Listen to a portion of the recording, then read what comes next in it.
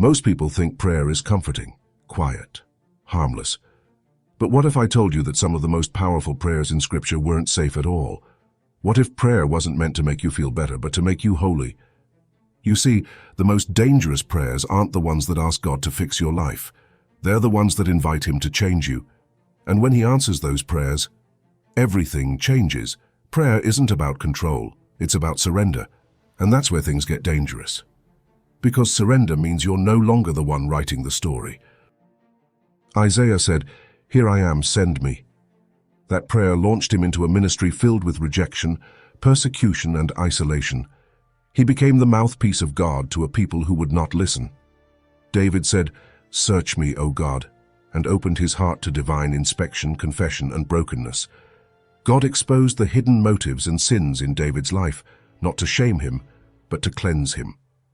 Jesus said, "Not my will, but yours be done," and walked straight into the agony of the cross. The Garden of Gethsemane wasn't peaceful. It was a place of blood, sweat, and ultimate surrender. These weren't prayers for comfort. They were invitations for fire. Dangerous prayers aren't flashy. They're honest. Surrendered, unfiltered. They don't manipulate God. They give Him permission to have His way in you. And that's exactly why He answers them.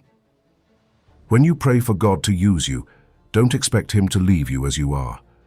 Moses begged for deliverance, and God turned him into a leader through wilderness trials and stammering fear. Joseph had dreams of greatness, but those dreams led him through betrayal, slavery, and prison before he ever touched a throne. Paul cried out to know Christ more deeply, and God led him into suffering, shipwrecks, and chains. These stories aren't exceptions, they're the blueprint. God uses pain to produce purpose. When you ask Him to draw you close, He may strip away everything that was keeping you at a distance. It may look like loss, it may feel like failure, but it's pruning, and pruning is proof that you're growing. The very thing you think is breaking you may be the tool God is using to build something eternal. So why pray dangerous prayers at all? Because they lead to intimacy, because they purify your motives, because they strip away the illusions of control and bring you face to face with the living God. Dangerous prayers take you beyond religion into relationship, into encounter. When you surrender fully, God reveals Himself in ways that comfort never could. You may lose your comfort, your pride, even your plans, but you gain Christ, and that's the only thing worth gaining.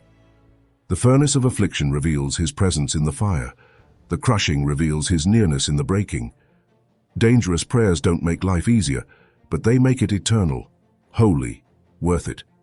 The reward is not a better life, it's a transformed heart. So don't settle for safe prayers.